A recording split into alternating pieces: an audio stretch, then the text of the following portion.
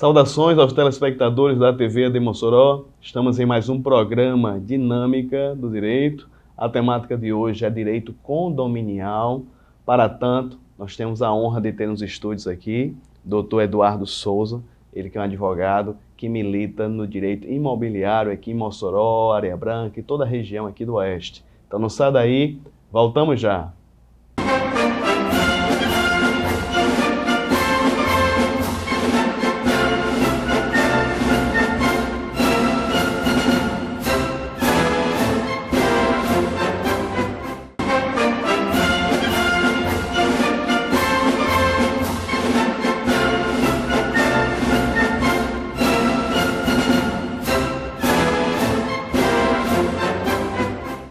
Estamos de volta ao programa Dinâmica do Direito, com a temática do direito condominial, uma temática muito relevante, haja vista os diversos empreendimentos que temos aqui na nossa cidade. Vamos tratar aqui sobre convenção de condomínio, regimento interno, direitos e deveres dos condôminos e também na questão do síndico.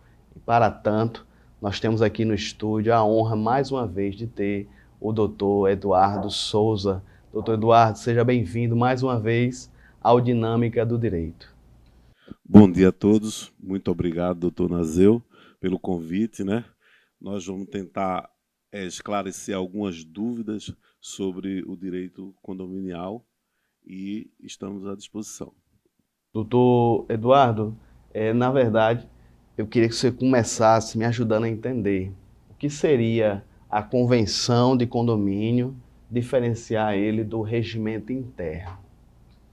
Bom, o condomínio ele está previsto na Lei 4.591, que é a Lei de Incorporação, que todo incorporador, quando vai lançar um empreendimento, é obrigatório ter a convenção do condomínio, né? Essa convenção do condomínio ela vai regir todas as estruturas do condomínio e quando o empreendimento é entregue ao síndico que foi eleito para assumir a gestão da administração, então aí vai ser alterada a convenção do condomínio para que possa ser feito o regimento interno. Esse regimento interno ele vai regularizar a convivência social dos condôminos. No caso, acredito, doutor Eduardo, me ajuda aqui a entender, para se mudar, modificar a convenção do condomínio, deve ser um quórum diferente do regimento interno. É assim? Eu estou errado? Exatamente. Teve uma lei agora nova, a Lei 14.405, no dia 12 de julho de 2022, que houve uma alteração na mudança de quórum, né? Muitos condomínios praticavam 50 mais 1, né? Então, hoje, os condomínios ele precisa estar atualizado para que possa ter qualquer mudança estrutural ou alguma alteração, é necessário ter 2/3 do quórum para que seja aprovado. Não existe mais essa 50 mais 1. É necessário que os condomínios estejam atualizados e atentos a essas modificações para que não possa posteriormente ser anulado algum ato, alguma modificação que a convenção tenha praticado. A convivência, ou espírito de convivência, deve ser uma iniciativa de quem vai comprar um imóvel, um empreendimento como esse, doutor. Eu acredito que antes de adquirir um bem, a pessoa é interessante ela pesquisar, ela ler, ela vai comprar um imóvel num desses condomínios. É interessante ela comprar e pedir cópias tanto da convenção como do regimento interno para estudar. Olha, essa relação Ou isso é desnecessário? Eu acho que isso aí é desnecessário. O grande problema hoje em dia é porque você, quando compra um empreendimento, né, na planta principalmente, você não sabe quem vai ser seu vizinho, né? Então hoje o grande problema hoje social da convivência, da regularização é sobre quem é seu vizinho, como vai se comportar seu vizinho, porque geralmente você tem uma perspectiva que vai comprar um empreendimento que vai passar por muitos anos e se de repente você se deparar com um mau vizinho, isso aí é um grande problema para a sua família. Não, assim, entenda um pouquinho minha pergunta, doutor. Imagine, eu crio animais. Um exemplo, né? Eu gosto de gato, cachorro. Eu não iria para um condomínio que teria que abdicar dos meus animais. Eu acho que era mais ou menos isso que eu estava pensando, Eu entendi. de ler antes para saber as restrições. Eu entendi. É muito importante quando um corretor de imóveis vai apresentar um empreendimento a um futuro comprador, que ele apresente o regimento interno, né, Perfeito. do condomínio, para ver se tem alguma coisa que aquele adquirente daquela propriedade ou daquela unidade habitacional, ele tem alguma coisa que constranja ele, né? Porque muitas vezes tem a diferença de animais de pequeno porte, de grande porte. Então isso aí realmente é um fator muito importante que o proprietário possa verificar antes de adquirir uma unidade. No caso, o senhor entende que é a imobiliária que tem que fazer esse serviço, né, de apresentar as normas para o adquirente? Olha, o que acontece? Eu fui corretor de imóveis, né? Sim. Durante muito tempo, quase 10 anos, dentro de Mossoró, como corretor de imóveis. E eu procurei sempre fazer um trabalho diferenciado. Então, acho que o corretor de imóveis, tanto o corretor de imóveis como a imobiliária, ele tem que apresentar, primeiramente, mostrar o regimento interno, mostrar a convenção do condomínio, porque muitos proprietários não conhecem nem a convenção do condomínio. E eles, quando vão morar num determinado lugar, eles se acomodam, às vezes o condomínio é um pouco barato, e eles não querem participar de nada, só querem pagar o condomínio, e isso pode também trazer um problema futuro por causa das alterações que foi feita dentro do regimento interno. Já aconteceu, doutor Eduardo, na sua experiência, de haver conflito entre a convenção do condomínio, o regimento interno, uma falta de harmonia entre os dois, que chamaram o senhor para resolver, ou um cliente específico, ou o próprio condomínio?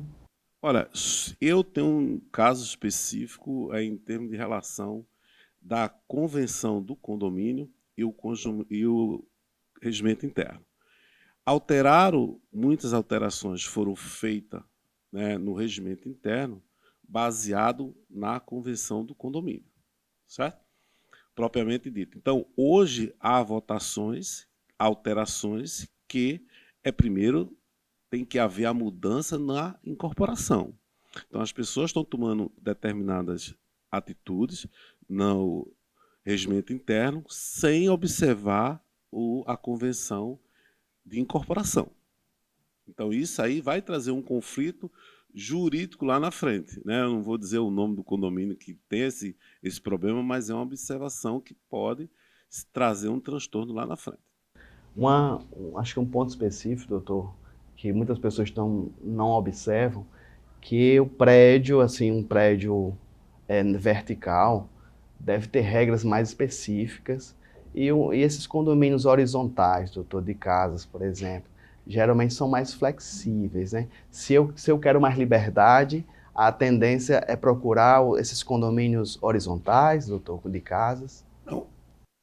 A incorporação e a lei de incorporação, né, como eu falei, a lei 4.591, ela não distingue assim regimento interno para condomínio horizontais e condomínio verticais.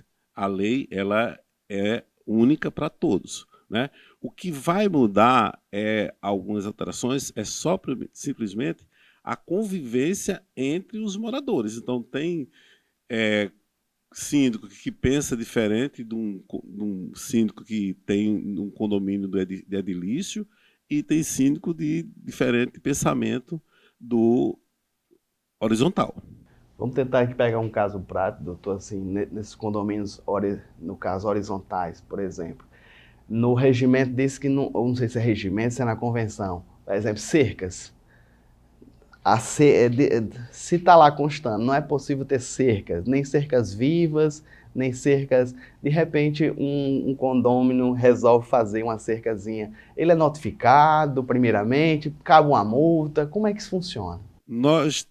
Eu passei, né, por experiência desse caso aí, que o condomínio, a convenção, ela não distingue se tem que ter cerca viva ou não. Isso aí é uma definição propriamente do regimento interno, né? Se vai ser aprovado, se é benéfico ou não. Então, na convenção do condomínio, que a incorporadora é dita, ela não traz essa regra de cerca viva, que pode e que não pode. A convenção do condomínio ela é mais estrutural, não vai falar sobre essa regra, por exemplo, mudança de fachada, né? Então, isso aí no regimento da incorporação já vem determinado as alterações. Entendo.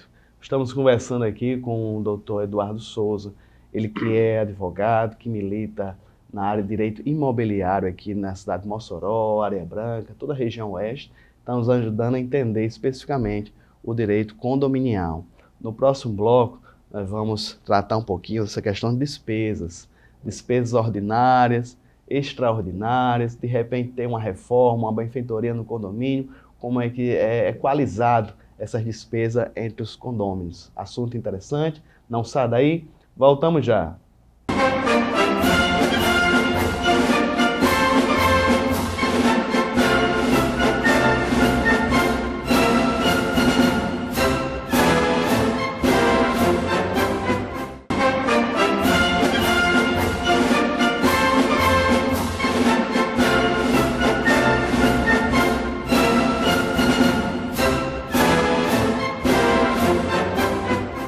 Estamos de volta com o programa Dinâmica do Direito, aqui nos estúdios, o doutor Eduardo Souza, ele é advogado que milita no direito imobiliário, aqui na cidade de Mossoró e região, nos ajuda a entender a questão do direito condominial. No primeiro bloco, o doutor Eduardo Souza esclareceu muito bem o que seria convenção de condomínio, diferenciamos do regimento interno, e agora, doutor, despesas no condomínio, benfeitorias, de repente uma reforma, como é equalizada essa questão das despesas. De repente o condômino ele tem mais de uma cota. É proporcional, doutor?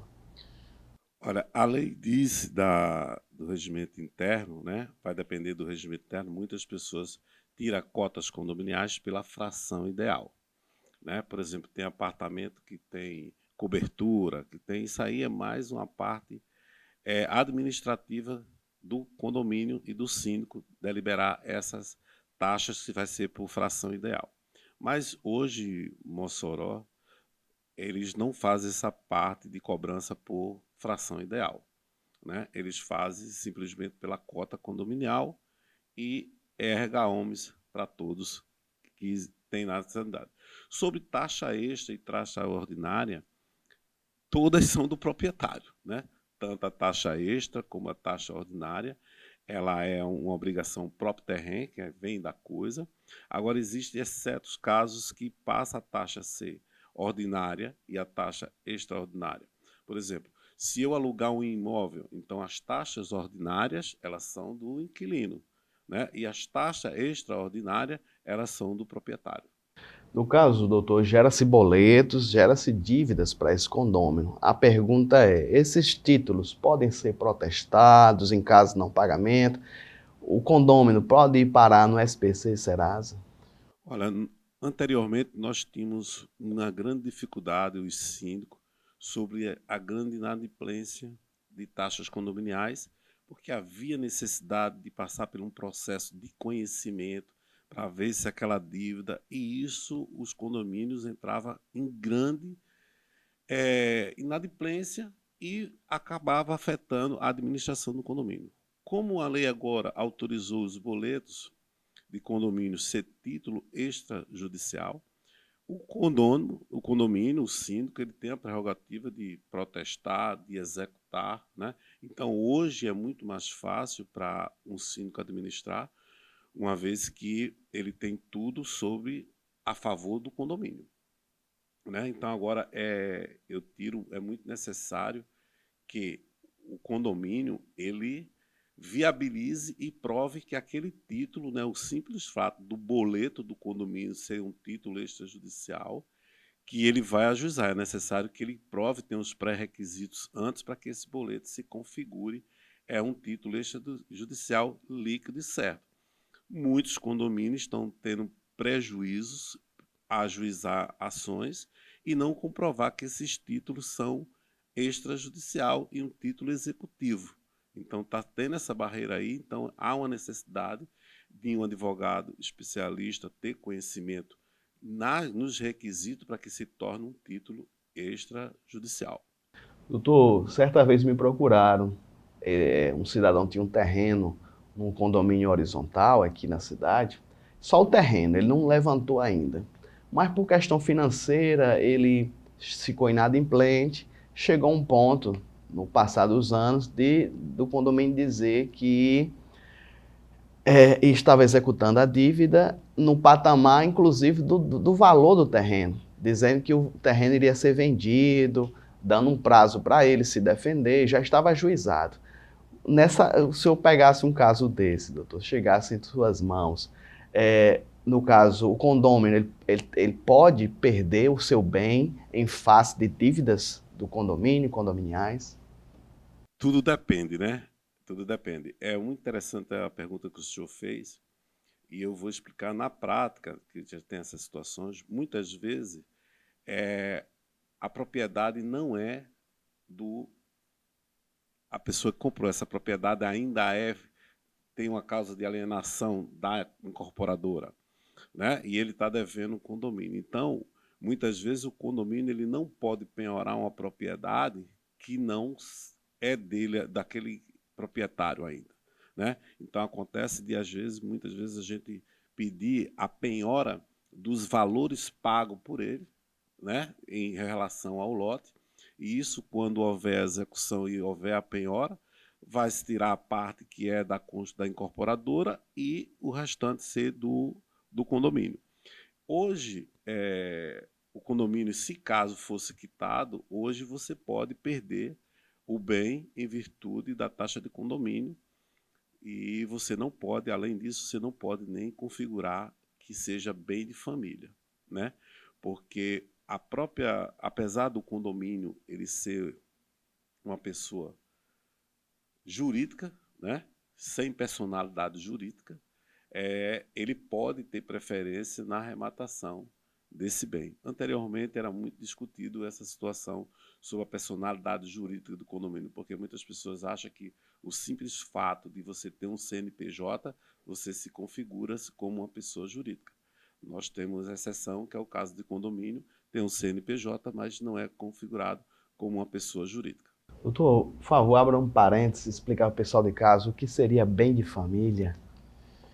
Olha, muitas pessoas, eu considero bem de família quando você registra a escritura, né, no cartório e declara que aquele bem é um bem único, um bem de família, né? Então, ele pode estar com usufruto no nome dos seus filhos e você sendo o proprietário e ele ser declarado como bem de família.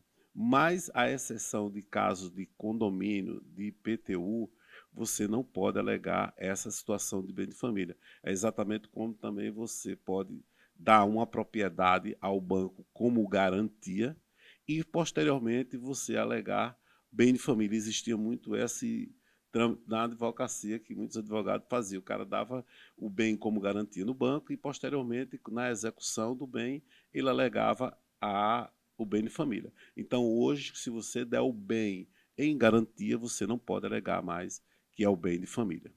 Então, doutor, é importantíssimo alertar o pessoal de casa de que se você adquire um bem num condomínio, de que observar bastante essa questão dos prazos e dos boletos de condomínio, não apenas a parcela do apartamento, mas o condomínio hoje, como o senhor bem falou, pode executar, pode penhorar e ele pode até perder o bem. Então, é um compromisso, não é, doutor Eduardo? É um casamento. Vamos falar aqui que, imagina, um imóvel em 20, 25 anos, não tem casamentos que cheguem a esse patamar. Mas é um compromisso seríssimo, o condomínio. Porque a taxa de condomínio, ela é a sobrevivência da estrutura, né? Então, se você está inadimplente e não quer contribuir com aquela parte, então vai trazer consequências coletivas. Não é a situação de prejudicar uma pessoa, está prejudicando coletivamente. Então, muitas as despesas com segurança, com a limpeza, com a manutenção, então ela é muito alta, né? Principalmente com a energia, com água. Então é necessário a pessoa ter a certeza de que realmente vai adquirir um bem e vai poder cumprir com as suas responsabilidades. Doutor, acho que muitas vezes acontece, a pessoa está insatisfeita talvez com algum serviço do condomínio, né?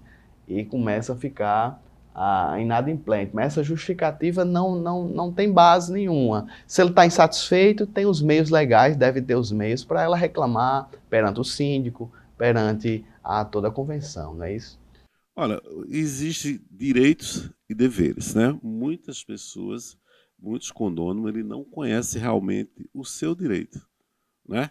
Então ele vai mais pelaquela maioria do que está se dizendo dentro do condomínio, mas eles não sabem realmente, propriamente, o direito. A maior autoridade dentro de um condomínio é o síndico, né? Então, por isso que ele responde tanto criminalmente como civilmente, pela responsabilidade que ele tem o síndico. Então, muitas pessoas brincam de ser síndico, né? Ah, vou ser síndico porque eu quero, mas ele não sabe a responsabilidade que ele está assumindo e após a desconstituição dele, ele ainda responde juridicamente 5 anos por qualquer responsabilidade administrativa do condomínio. Se eu tenho uma reclamação, doutor, alguma coisa, o ideal é por escrito, eu sou um condômino, tenho alguma reclamação, ou mensagem de WhatsApp já resolve lá para o síndico? Olha, Como prova, como matéria de prova. eu sempre gosto de constituir a prova. Acho que o bom direito ele tem que ser constituído através de prova. Então, eu acho que se um condômino estiver insatisfeito com alguma coisa, ele tem os meios da administração para poder notificar. E outra coisa, uma vez que você notifica o síndico, a administração, eles têm o direito e a responsabilidade de responder para vocês, tanto pelo setor jurídico, que a administração é uma coisa que eu sempre venho batendo aqui dentro de Mossoró. As administradoras de condomínio, ela não tem o poder jurídico de dizer determinado nada. Então, é necessário que tenha uma administradora e exista um advogado responsável por essa administradora. A administradora não pode dizer, não, nós já damos nosso serviço aqui, jurídico, com tudo. Não existe isso, né? Em São Paulo tem muito esse questionamento aqui, não sei como chegou, mas isso aí é vedado até no Estatuto da OAB. Entendo. Nós estamos conversando aqui com o doutor Eduardo Souza, ele que atua, milita na área do direito imobiliário, nos ajuda a entender a questão do direito condominial. Próximo bloco, doutor, vamos focar bastante nessa questão do síndico e também direitos e deveres dos condôminos. Então, sai daí, voltamos já.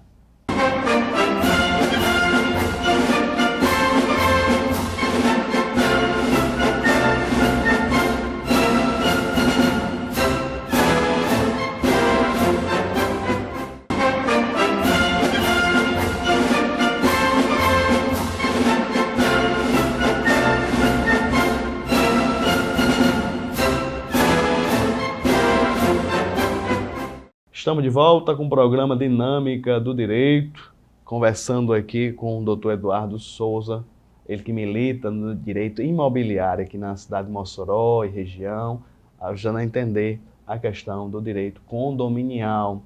Nesse bloco, doutor, eu queria que o senhor me ajudasse a entender.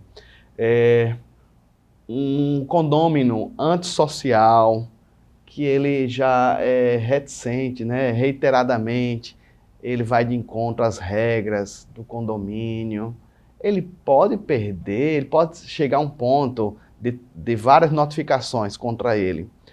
As sanções são progressivas, pode chegar a um ponto de quê? De multa, doutor? Escalona até que ponto? Olha, o condômino ele pode ser expulso de um condomínio. Também não é uma coisa do dia para a noite, né? E o próprio síndico ele não tem o poder de expulsar ninguém da convivência daquele condomínio. É necessário que tenha uma ação judicial para que o juiz possa determinar que aquele proprietário ele não tem a conduta social para que possa morar naquele ambiente. Mas propriamente o síndico ele não pode chegar e vedado você entrar porque não tem. Tem no regimento interno tem as penalidades, né, que você pode chegar até 5 taxas extra de condomínio, pagar a taxa de condomínio, então ele vai ser reiterado. Obviamente que quando acontece uns fatos desse, o condomínio ele notifica num prazo de 15 dias para que o condômino se defenda, né? Não é as coisas arbitrárias. Muitos síndicos, que eu gosto de chamar sempre de coração peludo, né? Os síndicos de coração peludo, eles acham que manda dentro do condomínio e quer fazer as coisas aleatórias. Mas as coisas ela tem que ser, né, dando o direito do condômino se defender. Mas ele pode sim ter que ser expulso do condomínio. Aí, no caso, o apartamento dele fica fechado, ele pode alugar, mesmo tendo sido expulso, ele não perde a propriedade, é isso? Não, ele não pode perder a propriedade, né, porque nem o judiciário ele pode desconstituir a propriedade da pessoa por uma parte de disciplina, né, antissocial dentro do condomínio. A propriedade vai ser dele, ele pode alugar, pode vender, pode ele fazer o que ele bem entender, entendeu? Entendo. Existe alguma possibilidade, doutor, assim, em alguns casos, eu tenho uma propriedade, eu tenho um apartamento em determinado prédio, existe a possibilidade de alguns regimentos internos proibir o aluguel? Existe essa possibilidade, doutor? Olha, a propriedade você tem um direito de usar, gozar e dispor, né? Ele não pode vedar você de alugar a propriedade, né? A propriedade é sua.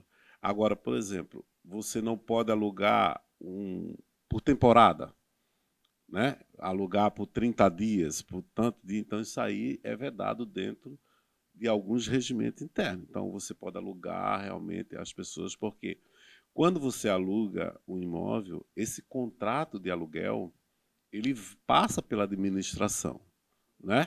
Então, a administração, ela pode, né, fazer um check-up dessa pessoa. Muitos aqui não fazem, né? Mas a gente tem visto em situações em grandes cidades que, apesar da pessoa ser proprietária, eu já tive uma situação, um dissabor desse, de vedar a entrada do inquilino que ia, em virtude das fichas criminais dele que tinha, né? Então, ele não se adaptava dentro daquele quadro que a gente esperava. Então, chamamos o proprietário, explicamos para ele a situação pela ficha criminal daquela pessoa. Então, a gente sabia antecipadamente. Então, foi para o conselho e o conselho negou, disse que não havia possibilidade, em virtude que corria risco para outras pessoas, né? Me surgiu aqui uma pergunta, doutor. Imagine uma grande personalidade, que seria, eu fico pensando assim, um presidenciável desse, por exemplo, que ele dá no condomínio, ele dá as entrevistas dele, assim, se ele for uma pessoa popular, no hall, no salão, na rua, muitas pessoas ali gritando o nome dele a semana inteira. Uma personalidade dessa não é, ela não tem nada desabonando ela. Na verdade, é a boa fama dela, é o contrário. A boa fama dela causa distúrbios no condomínio. É uma possibilidade de vetar uma pessoa Não, eu dessa? não, no meu entender, eu vejo que não, certo? É porque existe a portaria, o controle de entrada e saída, né? Então, obviamente, você não vai botar 500 pessoas dentro de um condomínio, você morando, você liberar 500 pessoas, que vai atrapalhar e vai incomodar a vida social de cada um. Então, acho que isso aí, o condomínio, ele não vai poder, simplesmente porque a pessoa é uma pessoa popular, uma pessoa... Não, porque, né, no condomínio que eu moro, o prefeito já morou lá, ou já mora, eu nem sei se mora, mas já morou o prefeito no condomínio e ele tem a vida dele particular sem problema nenhum, sem nenhuma interferência. Eu não vejo a vedação por esse aspecto. Esse bloco nós temos um tempo bem considerável. Vamos progredindo aqui, doutor Eduardo, sobre síndico. Quais os casos que o síndico pode ser desconstituído? Olha, hoje o síndico é constituído como uma profissão, né? Então, existe em grandes cidades e grandes sindicatos do Conselho de Síndico que muitas vezes o condomínio opta para pegar um síndico profissional. Não, não necessariamente. Hoje é muito claro, existem profissionais que podem ser síndicos sem morar e sem ser proprietário de algumas unidades habitacionais dentro de um condomínio. Mas no caso, doutor, ele tem um prazo determinado, ele tem que ser assalariado. Ele tem o síndico, tanto o síndico como o administrador, né? Muitos anteriormente as pessoas assumiam o síndico, aí ficava isento da taxa condominial, né? Então isso aí eu acho que é não valorizar a profissão do colega que está se dispondo, que está dia a dia com aquilo ali. Então muitos têm hoje salário, muitos síndicos têm hoje salário, têm seus direitos recolhidos, impostos, tem tudo certinho, e eles têm um prazo de 2 anos, renovável por mais 2 anos, né? Então ele não pode ser eterno também dentro da lei, dentro do condomínio, né? Ah, entendo. Assim, então não existe mais caso da pessoa passar 10 anos Não, como. não. Ele não pode passar. Depois tem casos aqui em Mossoró que tem 5 a 6 anos, 8 anos. Mas de repente, doutor, a pessoa é tão competente que os próprios condôminos querem. Não existe um caso semelhante assim, não? Não, quem manda são os proprietários, né?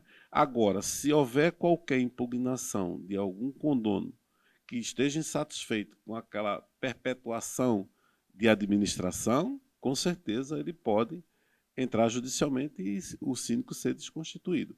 Os casos mais comuns, como que nós já tivemos aqui em Mossoró, são desconstituição de síndico por desvio de verba, né, dos síndico comprando, trocando o cheque do condomínio em agiota. Então, assim, nós temos vários casos aqui em Mossoró de síndico ser desconstituído por fraude ao condomínio.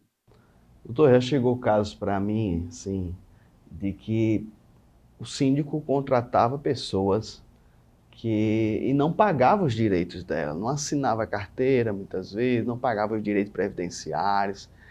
Em caso de ajuizamento de uma reclamação trabalhista, o condômino vai responder, é isso, por todas as verbas devidas.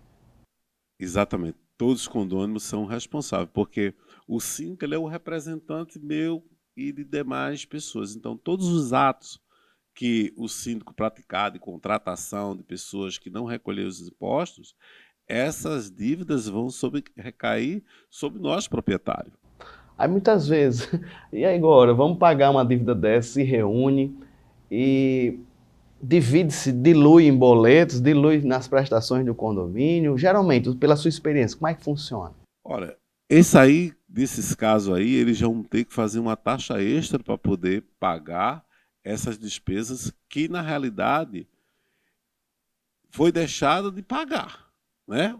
Agora, se o dinheiro foi desviado, alguma coisa, ele disse que pagou e não pagou na prestação de conta, aí ele vai ter a responsabilidade que ele vai ter que assumir. O condomínio vai assumir para pagar o terceiro, mas o condomínio pode entrar com ação regressiva contra o síndico pela omissão de sair de prestação de conta. Um ponto muito relevante, doutor, é a questão da vaga de garagem nos condôminos. Geralmente chega uma dúvida ou outra, o pessoal tentando, de casa tentando me perguntar, eu posso alugar a minha vaga de garagem, doutor? Eu sou uma pessoa que gosto de contribuir com a natureza, não ando, eu só ando em transporte público, gosto da minha bicicleta, eu não preciso da minha vaga de garagem. Ele pode alugar para Olha, outro condômino? ele pode alugar, por isso tem uma questão muito interessante sobre a penhora de garagem, né? Então, muitas pessoas ela têm que saber que uma penhora de garagem não é simplesmente eu ter uma garagem do meu apartamento e essa garagem ser penhorada. Não é assim que funciona. Para que você possa ter uma penhora de uma garagem, é necessário que você tenha a matrícula daquela garagem individualizada, sem estar na fração ideal do seu apartamento. Então, hoje a maioria dos apartamentos aqui em Mossoró, que tem uma garagem ou duas garagens, elas estão dentro da fração ideal. Por exemplo, eu tenho uma área privativa tanto e tenho uma área comum tanto. Então, essa área privativa ela já está incluída dentro da garagem. Então, ela não pode ser penhorada. Essa garagem que não tem uma matrícula extra.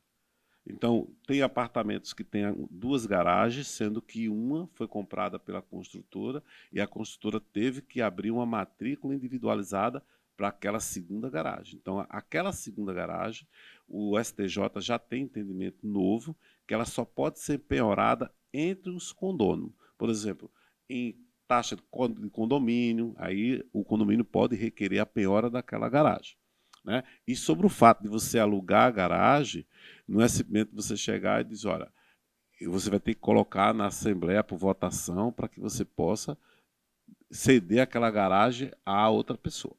Entendo. Ainda sobre garagem, doutor, chega muitas dúvidas. Já chegou para mim dúvida de condôminos, a pessoa não usava a vaga de garagem dela, ela cedia para o vizinho tem 2 carros, conversou com ela, olha, você não usa essa vaga, deixa eu usar por enquanto. Com o tempo foi se perpetuando essa situação, não tem como ela perder essa vaga, né, doutor? Com o passar dos anos, não existe, vou usar aqui, abre aspas, né? Desculpa a expressão, uso capião de vaga de garagem, não existe. Olha, é o seguinte, ela pode existir o uso capião, certo? Pode ser existir o uso capião.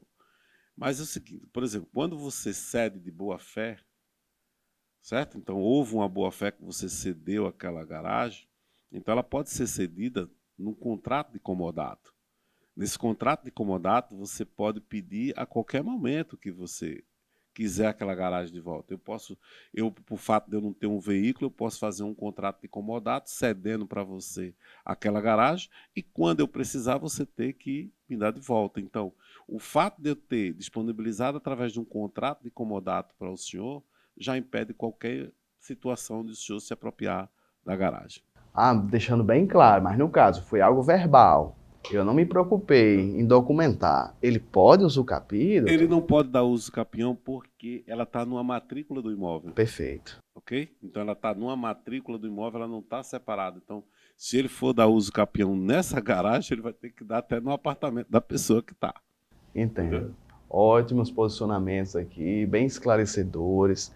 Doutor Eduardo, no próximo bloco vamos para as considerações, mas ainda vai sobrar um pouquinho de tempo para falar sobre, por exemplo, mudança da fachada, alguma benfeitoria. Vamos ter dúvidas e acredito que o senhor vai nos ajudar brilhantemente. Estudo no próximo bloco. Não sai daí, voltamos já.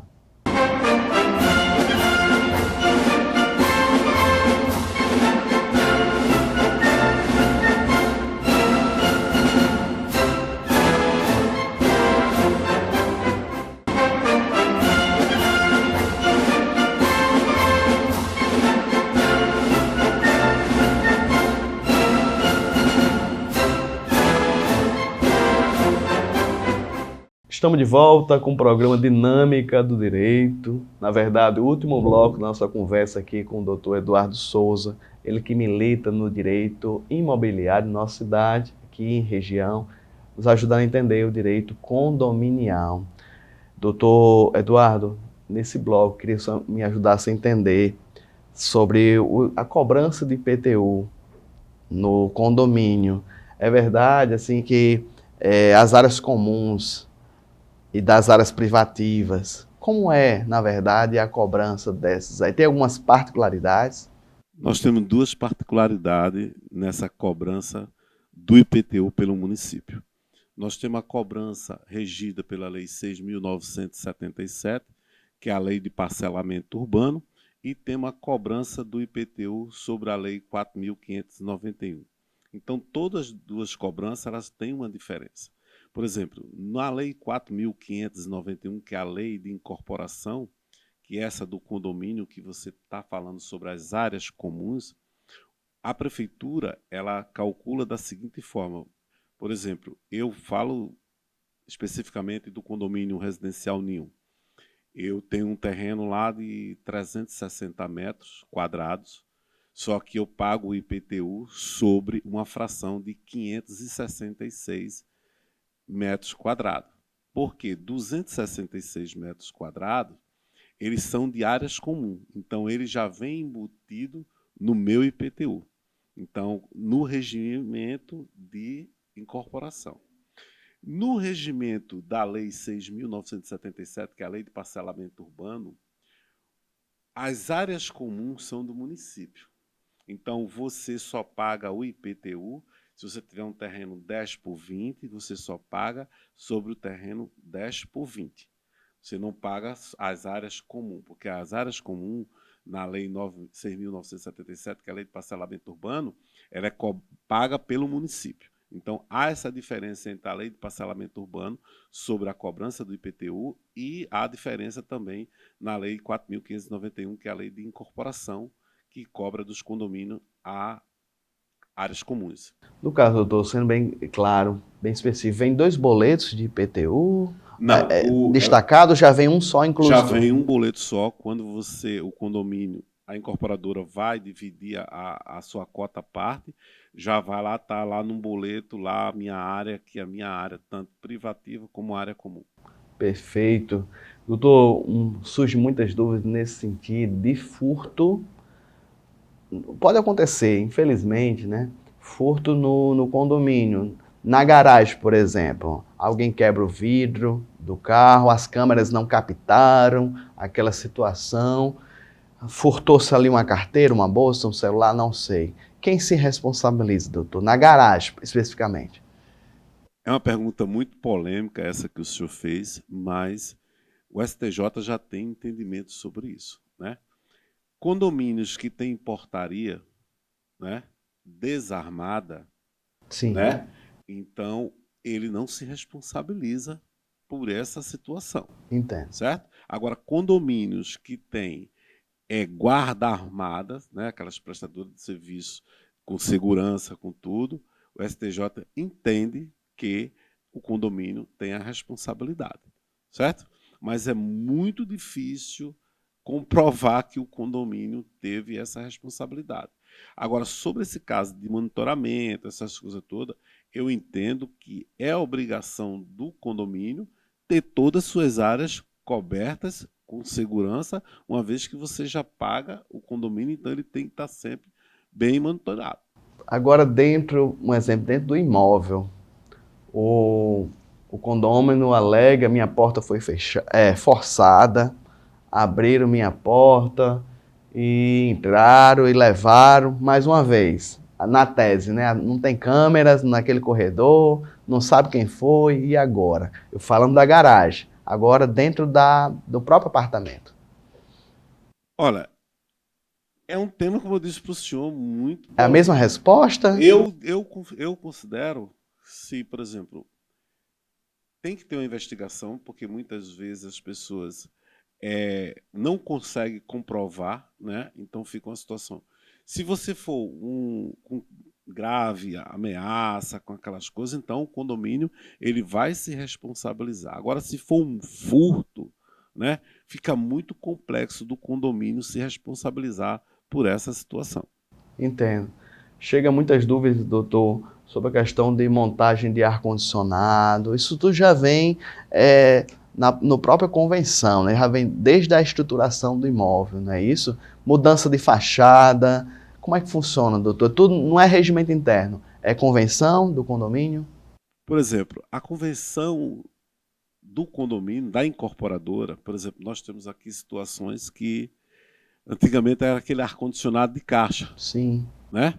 Então, já no regimento interno, ele não especificava sobre isso, sobre essa alteração, dessa modernidade, muitas vezes o cara com ar-condicionado de sprint, e ele não pode pegar agora um sprint, botar lá na frente do ar-condicionado e ficar aquilo ali totalmente desproporcional à fachada, né? Então, eles têm que fazer uma modificação por votação para poder fazer. O condômino, aleatoriamente, ele não pode chegar e dizer, eu vou arrombar aqui e botar isso aqui para ficar igual um carnaval, né? Então, isso aí ele não pode. Sobre a mudança de fachada, nós temos na lei de incorporação, a lei 4.591, especificamente no artigo 10, inciso 1º e inciso 2º, que fala sobre essa alteração da fachada. Por exemplo, muitas vezes você quer colocar um vidro na fachada. Então, isso você vai poder fazer de acordo com a deliberação do regimento interno. Então você não pode alterar simplesmente, hoje eu quero colocar vidro, hoje eu quero colocar madeira. Então você não pode realmente ter essa postura, é necessário que vá para a Assembleia. Já vi casos, doutor, o senhor me ajuda a entender, saber se isso é correto, de proibir até uma rede. O camarada tem a sua varanda no seu prédio, e de caso dizer que não pode deixar a rede, ou não pode ou usar a rede, ou mesmo deixar a rede na varanda não pode, se usar tem que tirar. Essas minúcias, doutor, no regimento interno, são legais, no caso, é possível proibir dele usar a rede na varanda? Mais uma vez eu digo que tudo depende, no direito nosso tudo depende. Acontece que muitas vezes a pessoa bota uma rede na varanda e muitas vezes aquele armador não tem uma lubrificação, fica o dia todinho, não tem vizinho que aguente, né? Então isso aí causa um barulho e um incômodo à pessoa. Não é que a rede seja proibida. O uso da rede está trazendo um incômodo para o condômino. Então isso aí pode ser proibido em relação a isso. Mas tudo vai depender do bom senso e da boa convivência, do bom relacionamento com todos, porque eu creio que essa é a finalidade. Nós temos uma situação aqui muito interessante, porque nós tínhamos 5 construtoras aqui em Mossoró, de 2008, quando eu cheguei aqui. Nós tínhamos a Repave, nós tínhamos a EPTA, nós tínhamos a WSC, nós tínhamos a SCF e nós tínhamos a Repave, né? Então essas construtoras, elas comandavam Mossoró, né? Depois começaram a vir empresas de fora que entraram na incorporação de edilício, outras já saíram para o programa Minha Casa Minha Vida. Então as coisas realmente se modificaram. E nós tivemos uma coisa muito interessante em 2010, que nós, como fizemos um TAC com o Ministério Público, em 2010, que foi proibido que as incorporadoras vendesse o imóvel sem registro de incorporação. E havia até multa para o corretor de imóveis, para as imobiliárias. Então, isso, você vê, nós estamos 12 anos depois, teve o transtorno, mas o benefício hoje ficou. Então, hoje, a maioria, todas as construtoras aqui dentro de Mossoró, tem registro de incorporação, viabilizou os cartórios, viabilizou o município a recolher os impostos. Então, foi um crescimento muito bom para o nosso município, em virtude de uma atitude do Ministério Público. Doutor Eduardo Souza, advogado que milita aqui na cidade de Mossoró e região, na área do direito imobiliário, uma referência, doutor. O senhor é uma referência aqui na nossa cidade, não apenas pelo seu vasto conhecimento, experiência na área, mas pela capacidade também de ajudar, de tirar dúvidas. O senhor se mobiliza no Instagram, manda os vídeos pelo WhatsApp nos grupos, vez por outra eu consumo, eu visualizo alguns. Então, eu agradeço o senhor ter vindo hoje aqui especificamente para tirar dúvidas sobre direito, no caso condominial. São muitas particularidades, é um direito muito amplo e que nem todos os advogados querem se aventurar nesse ramo. Mas eu agradeço e entendo que o senhor tem sido um grande exemplo de ética, de disciplina e de profissionalismo nessa área. Eu agradeço muito, doutor Nazeu, e eu queria dizer 2 pessoas assim que eu tenho referência como profissional. Conheci esses 2 profissionais que eu não era advogado ainda, hoje sou advogado, inclusive tirei muitas dúvidas com ela. Era a doutora Fernanda, né? Uma grande advogada que milita eternamente no direito condominial, juntamente com o doutor Glênio Torquato, né? Eu sempre me espelho neles, né? Porque eles são 2 profissionais éticos e capacitados. Quero aqui reiterar, doutor Eduardo, meus agradecimentos à Vossa Excelência por ter vindo aqui tirar as dúvidas. É um direito muito vasto, como nós falamos, mas acredito que foi enriquecedor para o pessoal de casa. Permaneça com os eventos, permaneça com os cultos e até o próximo momento com pessoas do naipe aqui do doutor Eduardo, com temáticas relevantes, não apenas para a comunidade jurídica, mas para a sociedade geral, Que Deus abençoe a todos.